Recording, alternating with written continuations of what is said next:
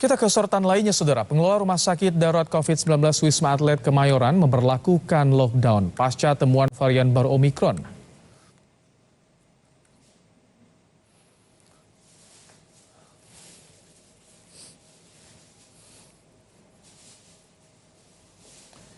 Kepala Pusat Kesehatan Kapuskes TNI Maijen Budiman mengatakan lockdown diberlakukan di 5 tower yang ada di Rumah Sakit Darurat Wisma Atlet Kemayoran. Selama lockdown, Rumah Sakit Darurat Wisma Atlet tetap bisa menerima pasien.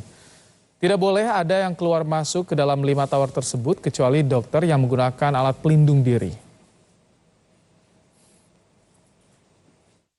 Lockdown.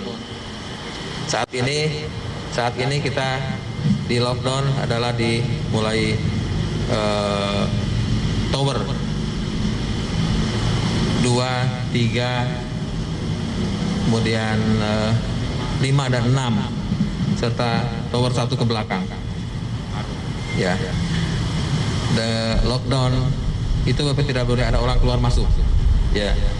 Boleh ada orang keluar masuk tapi yang menggunakan prosedur yang ketat, yaitu menggunakan hazmat nanti. Hazmat. Jadi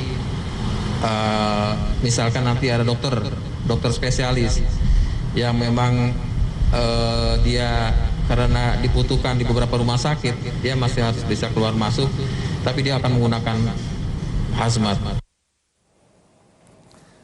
Sementara itu BNPB menyiapkan rusun nagrak di Cilincing, Jakarta Utara untuk menampung pasien COVID-19. Untuk mengantisipasi jika kapasitas rusun Pasar Rumput dan Wisma Atlet sudah penuh.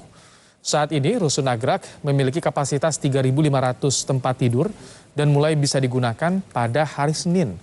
Rusun nagrak akan menjadi tempat karantina terpusat bagi PMI, pelajar, dan ASN sebagai cadangan tempat karantina.